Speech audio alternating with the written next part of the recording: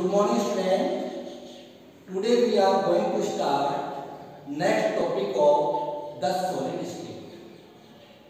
आज हम solid state का अगला टॉपिक स्टार्ट करने जा रहे हैं।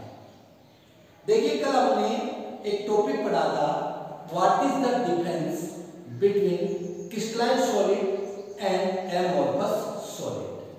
क्रिस्टलाइन सॉलिड और एमोर्फस सॉलिड में क्या अंतर है, और जब हम लोग अंतर या डिफरेंस समझ रहे थे तो उस वक्त एक वर्ड यूज हुआ था सुपर कूल्ड लिक्विड। क्या वर्ड यूज हुआ था? Super cooled liquid. Super cooled liquid ये एक वर्ड हमने कल पढ़ा था, और ये किसकी कैरेक्टरिस्टिक थी? ये कैरेक्टरिस्टिक थी एमोर्फस सॉलिड की। तो यहां पर एक क्वेश्चन बनता है कि amorphous solids are super cooled liquid, why? Amorphous जो सॉलिड होते हैं वो सुपर कूल्ड लिक्विड, हिंदी में इसको बोलेंगे अति शीतल द्रव का गुण प्रदर्शित करते हैं, क्यों? तो देखिए इसके लिए हमें इसका आंसर समझना है कि हम इसका आंसर कैसे दें। कल हमने ये पढ़ा था कि जितने भी नॉन क्रिस्टलाइन सॉलिड्स होते हैं उनकी क्या कैरेक्टरिस्टिक है कि उनके जो कांस्टेंट पार्टिकल्स होते हैं वो इररेगुलरली अरेंज होते हैं, और इररेगुलरली अरेंज होने के कारण उनके जो कांस्टेंट पार्टिकल्स हैं वो लिक्विड की जैसे ही फ्लो करने की टेंडेंसी रखते हैं। जिस प्रकार से सुपर कूल्ड में अत्यधिक ठंडा जो पानी है उसके जो कांस्टेंट पार्टिकल्स धीरे धीरे फ्लो करते हैं, बहते हैं, ठीक उसी प्रकार से जो एमोर्फस सॉलिड्स होंगे उनके कांस्टेंट पार्टिकल्स भी धीरे धीरे स्लोली जो है फ्लो करने की टेंडेंसी शो करते हैं। इसीलिए इन्हें सुपर कूल्ड लिक्विड की कैटेगरी में रखा जाता है। अब आप इसको इंग्लिश में लिखेंगे कैसे?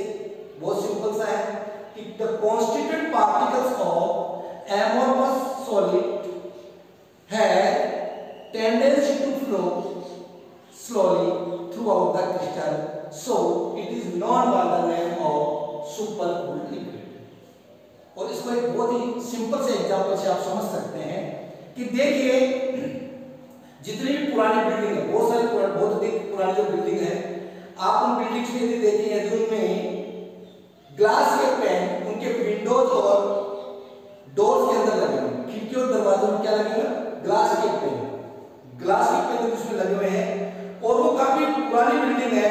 यदि उन ग्लास के पैन की स्टडी की जाए तो हम देखेंगे कि उनके जो एजेज है, जो टॉप एज होगा, ऊपर वाला जो किनारा होगा, उसकी कंपैरिजन में उसका जो बॉटम का जो किनारा होगा वो स्लाइटली थिकर होगा, वो थोड़ा सा क्या होगा? मोटा होगा। ये ऐसा क्यों हुआ?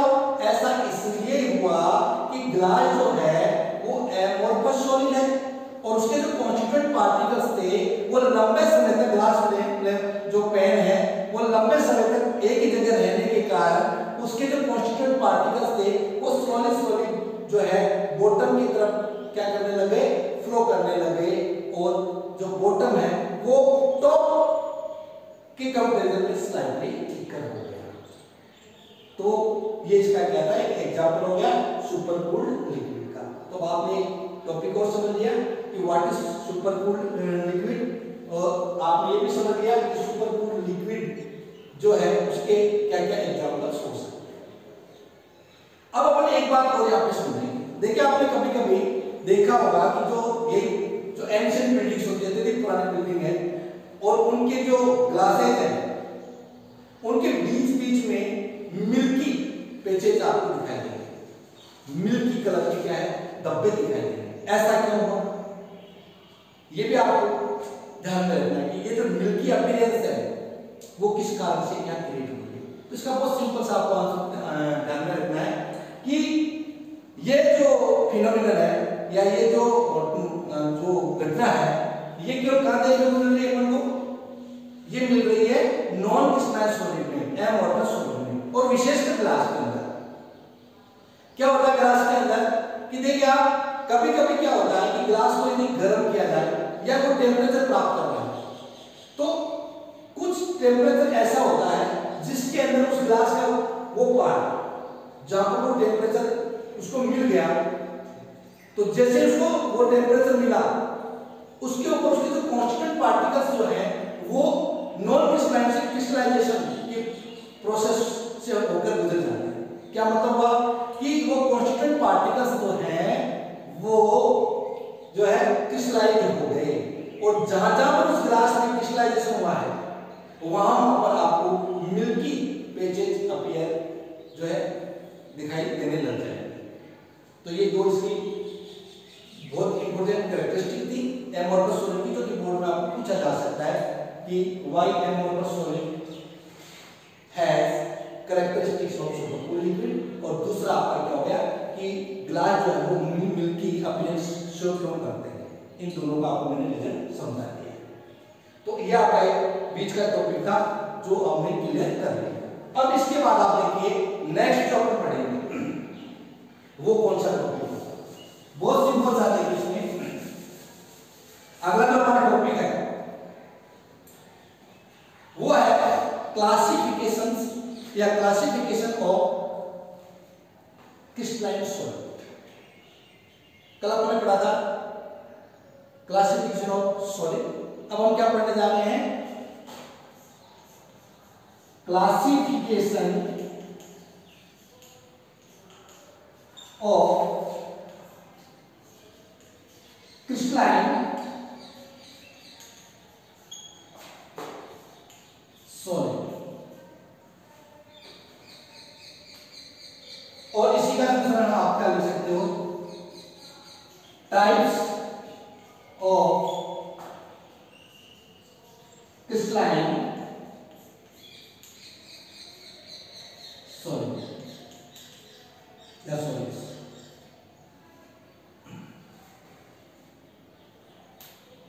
तो देखिए आप जितने भी प्रकार के क्रिस्टलाइन सॉलिड है, all types of crystalline solid further classified on the basis of nature of intermolecular forces between constituent particles।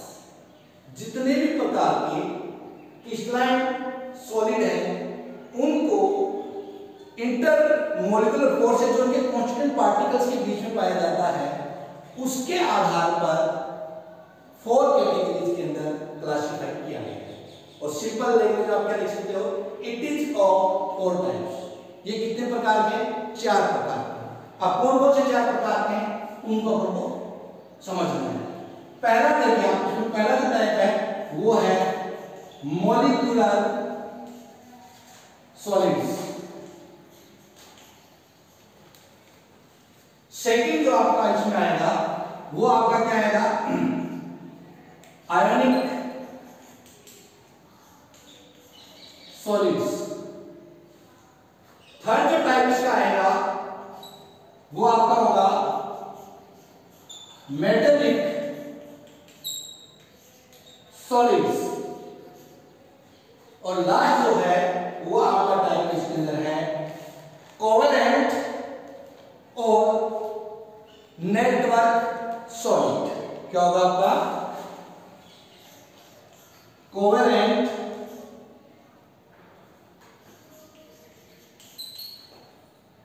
और इसी का दूसरा नाम क्या है, नेटवर्क सॉलिड्स। तो on the basis of nature of intermolecular forces between constant particles, crystalline solid divided into 4 types, molecular solids, ionic solids, metallic solids और covalent और नेटवर्क सॉलिड। अब हम एक एक के बारे में स्टडी करते हैं। देखिए आप पहले हम बात करते हैं मॉलिक्यूलर सॉलिड्स की। इन सबको पहले एक बार समझेंगे, फिर यहां पर भी बोर्ड के अंदर आपके डिफरेंस पूछता है इनके अंदर, ठीक है ना, उसके ऊपर भी हम बात करेंगे। तो देखिए इसमें मॉलिक्यूलर सॉलिड्स क्या होगा, बहुत सिंपल सा, नाम से आपको याद हो जाएगा कि दो solids in which constituent particles are molecule, ऐसे सॉलिड जिनके अंदर कॉन्स्टिट्यूएंट पार्टिकल्स क्या होता है, कॉन्स्टिट्यूएंट पार्टिकल क्या होगा उसका, मॉलिक्यूल्स।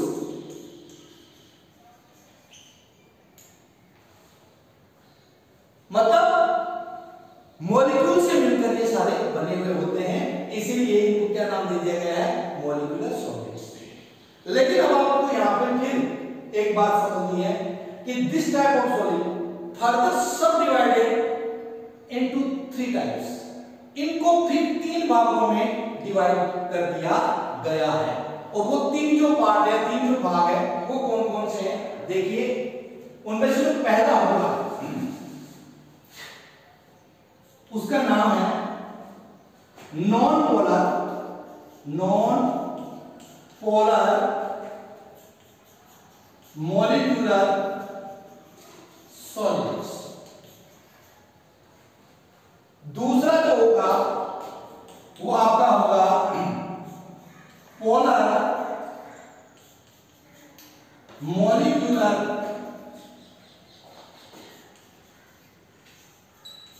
सॉलिड्स। और तीसरा जो सब कैटेगरी होगी इसकी, वो आपकी होगी हाइड्रोजन बॉन्डेड मॉलिक्यूलर सॉलिड्स। कौन से होंगे, हाइड्रोजन बॉन्डेड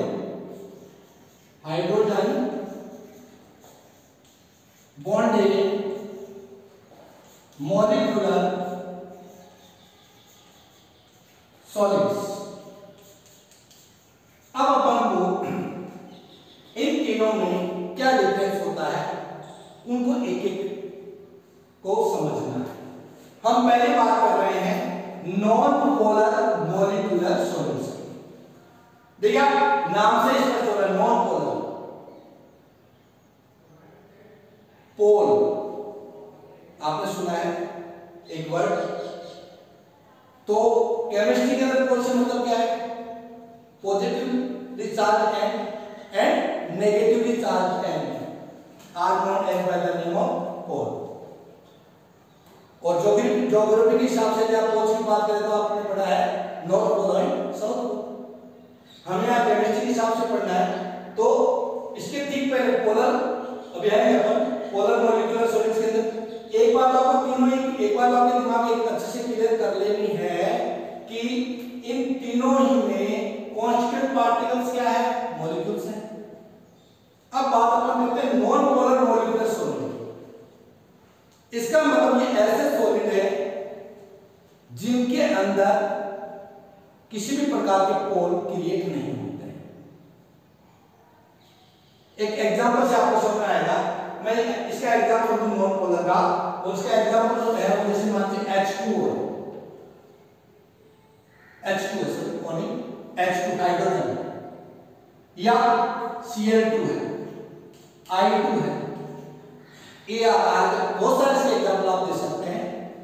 तो अब देखिए आप इसमें H2 के ऊपर हम बात करेंगे, हाइड्रोजन और हाइड्रोजन, H2 Cl और Cl, किसी भी प्रकार का कोई डेवलप नहीं है दोनों के ऊपर। वैसे तो अलग है, इनको करेंगे H+ आयन को भी सेम चार्ज है, इसमें भी Cl- और Cl- बनने के बाद तो आगे चार्ज खत्म हो गए। लेकिन ये किस कैटेगरी में आ गए, नॉन पोलर सॉलिड के अंदर आ गए। क्यों, क्योंकि इनके कॉन्स्टिट्यूएंट पार्टिकल के ऊपर डिफरेंट चार्जेस नहीं, ना पार्शियली ना वैसे, इसलिए किस कैटेगरी में चले जाते हैं, नॉन पोलर मॉलिक्यूलर सॉलिड्स के अंदर चले जाते हैं। तो अब यहाँ पे हमें कैसे लिखना है या कैसे इसके बारे में एक्सप्लेन करें, उसको अपन को समझना है। हम बात करें नॉन पोलर मॉलिक्यूल्स की, कि देखिए आप यदि हमसे कोई पूछे कि नॉन पोलर मॉलिक्यूलर सॉलिड्स क्या है, तो बहुत ही सिंपल सा आपको उसका आंसर देना है कि those molecular solids in which constituent particles are held by very weak dispersion or London bond, it is known known by the name of non-molecular solids. ऐसे सॉलिड जिनके कांस्टेंट पार्टिकल्स के अंदर के बीच में या जिनके जो कांस्टेंट पार्टिकल्स होते हैं वो आपस में वेरी वीक डिस्पर्सन बॉन्ड के द्वारा बॉन्डेड हो, बहुत ही कमजोर बॉन्ड होता है डिस्पर्सन बॉन्ड। उस बॉन्ड के द्वारा जो आपस में जुड़े हुए हों, बंधे हुए हों, डिस्पर्सन बॉन्ड,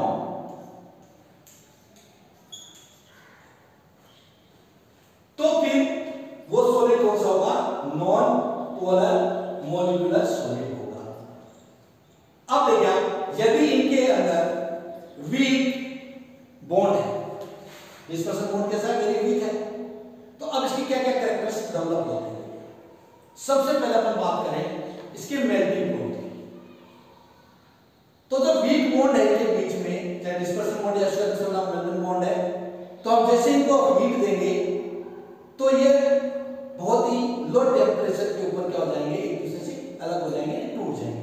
तो दूसरे शब्दों में इसको क्या कहेंगे कि it shows very low melting point.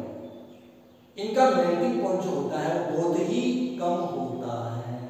ये इसका पहला पॉइंट हो गया मेल्टिंग पॉइंट। दूसरा जो कैरेक्टर यहां पे डेवलप हो रहा है वो हो रहा है इलेक्ट्रिकल कंडक्टेंस। इलेक्ट्रिकल कंडक्टेंस का क्या मतलब है कि यदि मान लीजिए नॉन पोलर मॉलिक्यूलर सॉलिड हमारे पास है और हमने उसको किसी इलेक्ट्रिक फील्ड में रखा या उसके ऊपर हमने कोई इलेक्ट्रिक फील्ड अप्लाई किया, तो क्या इलेक्ट्रिसिटी फ्लो करेगी? आपको छोटी क्लास में बताया गया है कि इलेक्ट्रिसिटी का जो फ्लो होता है वो दो ही रीजन से हो सकता है, या तो सॉलिड के पास फ्री आयंस हो या क्या हो? इलेक्ट्रॉन्स।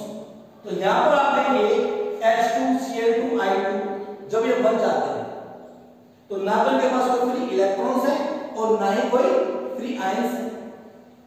और जब फ्री इलेक्ट्रॉन और आयन नहीं है तो इसका मतलब इलेक्ट्रिकली ये क्या है? नॉन कंडक्टर कह दो, इंसुलेटर कह दो, क्योंकि इनमें से करंट का फ्लो नहीं होगा। इसका क्या हो गया? दूसरा करंट। क्या करंट हुआ? यदि नॉन पोलर मॉलिक्यूल्स हैं, मॉलिक्यूलर सॉलिड्स हैं, ये क्या होंगे? इंसुलेटर करैक्टर शो करेंगे इलेक्ट्रिकल कंडक्टेंस के अनुसार, यानी करंट का फ्लो से नहीं होगा। अब तीसरा देखिए आप इसके जो करैक्टर डेवलप होके आ रहा है वो है इसकी फिजिकल स्टेट की बात करें। फिजिकल स्टेट तो आपको पता है सॉलिड तो है, सॉलिड की कैटेगरी में तो है, लेकिन कैसा सॉलिड है? सॉफ्ट। कैसा होगा? सॉफ्ट होगा, मुलायम होगा। और अब आगे देखिए आप कि एक और कैरेक्टरिस्टिक है कि नॉर्मल टेम्परेचर और प्रेशर के ऊपर ये आपका लिक्विड फॉर्म में हमें मिलेंगे या गैसियस फॉर्म में हमें मिलेंगे। ये इसके क्या कैरेक्टर्स हैं, एक बार आप इनको अच्छे से समझ लें।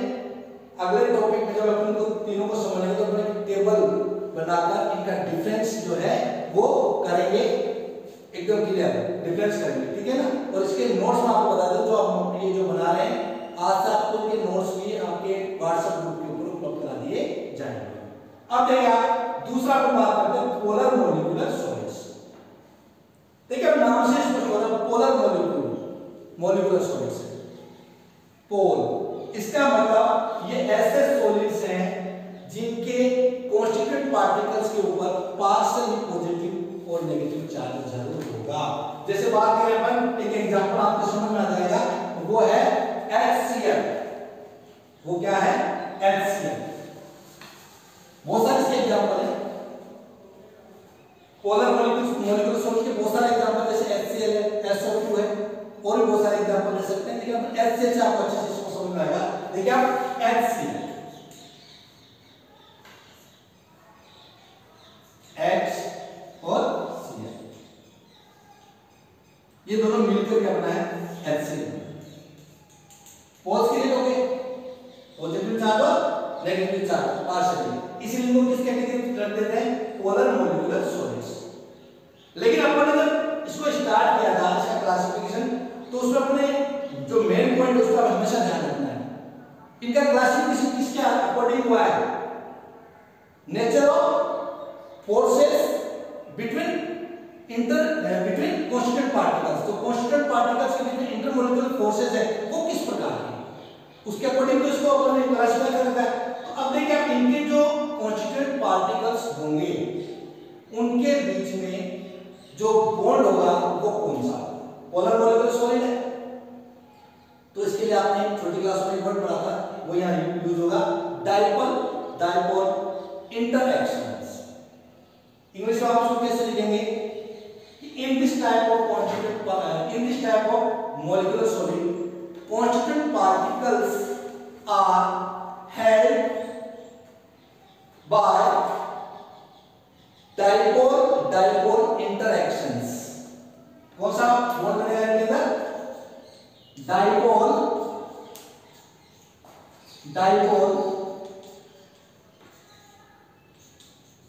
interactions।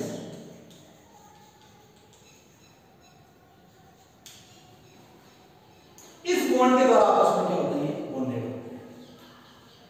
तो पार्शियली जैसे इस बॉन्ड के द्वारा आपस में ये बॉन्डेड होते हैं तो इनके अंदर कौन कौन से कैरेक्टर्स डेवलप होंगे? हम वापस उसी में बात करते हैं मेल्टिंग पॉइंट। तो देखिए हालांकि इनके भी मेल्टिंग पॉइंट लो ही होते हैं, लेकिन नॉन पोलर मॉलिक्यूलर सॉलिड के कंपैरिजन में क्या होंगे? थोड़े हाई होंगे, क्योंकि इनके अंदर पार्शियली क्या है? चार्जेज है जिससे पोल बन गए, थोड़े से स्ट्रॉन्गली क्या हो गए हैं? बॉन्डेड हो गए, जुड़ गए हैं। इसीलिए इसकी कंपैरिजन यानी पहले वाले नॉन पोलर मॉलिक्यूलर सॉलिड की कंपैरिजन में इनके मेल्टिंग पॉइंट जो है वो थोड़े से ज्यादा है। और जब कैरेक्टरिस्टिक्स को बोला जाएगा तो यहाँ पर भी लो ही है। इन दोनों की कंपैरिजन की अपन बात कर रहे हैं। क्लियर? अब आगे देखिए आप इसमें दूसरा कैरेक्टर, इलेक्ट्रिकल कंडक्टेंस। तो यहाँ पर भी देखिए आप ये आइंस का लेकिन HCl है, SO2 है, ये बनने के बाद में क्या आयन फ्री का है, और जब आयन फ्री नहीं है ना इनके पास इलेक्ट्रॉन फ्री है तो ये भी क्या होंगे? इंसुलेटर होंगे या बेड कंडक्टर होंगे। हीट और इलेक्ट्रिसिटी के लिए क्या है? बेड कंडक्टर होगा या इंसुलेटर होगा।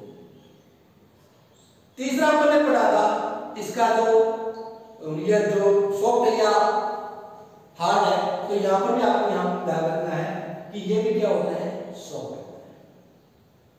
और नॉर्मल टेम्परेचर और प्रेशर के ऊपर जिस रूम टेम्परेचर पर बोलते हैं उसके ऊपर ये भी हमें गैसेस या लिक्विड फेज के अंदर ही मिलेंगे।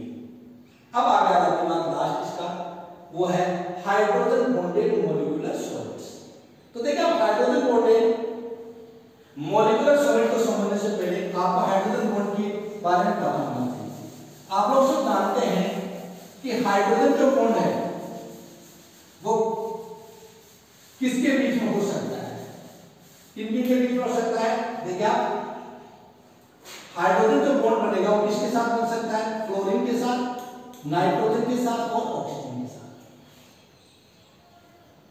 अब अपन को यहां पे जो है क्या लिखना है? हाइड्रोजन बॉन्डेड जो है सॉलिड के ऊपर बात करें, मॉलिक्यूलर सॉलिड की बात करें तो आपको कैसे इसको डिफाइन करना है कि those molecular solids in which constituent particles are held with hydrogen bond. किसके द्वारा आपस में जुड़े हो? हाइड्रोजन बॉन्ड के द्वारा आपस में जुड़े हुए हो।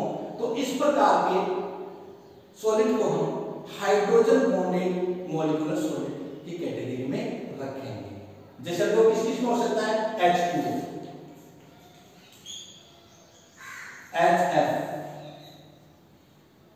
ठीक है, ये क्या है? हाइड्रोजन बॉन्डेड मॉलिक्यूलर सॉलिड है। H2 आप ध्यान दें, HOH, फिर अपन कर देंगे HOH, ठीक इसी प्रकार से HOH, ये वाटर का हमने एग्जांपल लिया H2। और आपने छोटी क्लास में पढ़ा है कि हाइड्रोजन बॉन्ड को हमेशा टूटी हुई लाइन से शो करते हैं। तो देखिए आप वाटर के अंदर क्या है? हाइड्रोजन।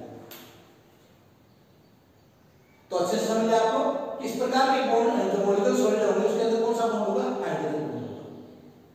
अब यहाँ पे कुछ कैरेक्टर्स डेवलप होंगे, तो कैरेक्टर्स वही यहाँ पे पहले वाला ये इसका मेल्टिंग पॉइंट अपन देखें तो इनका मेल्टिंग पॉइंट भी क्या होगा, लो होगा।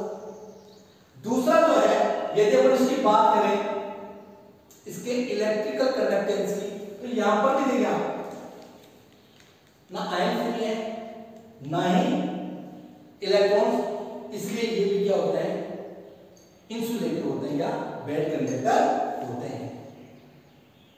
और तीसरा जो है, ये भी क्या होते हैं, सॉफ्ट होते हैं। और रूम टेम्परेचर के ऊपर यदि बात करें या नॉर्मल टेम्परेचर और प्रेशर के ऊपर बात करें तो ये किस प्रकार के हो सकते हैं, वोलेटाइल लिक्विड या सॉफ्ट सॉफ्ट सॉलिड जो है ये हो सकते हैं। एग्जांपल्स के क्या हो जाएंगे, जो हमने लिखा है H2, HN एटसेट्रा, इसके क्या है एग्जांपल्स हैं।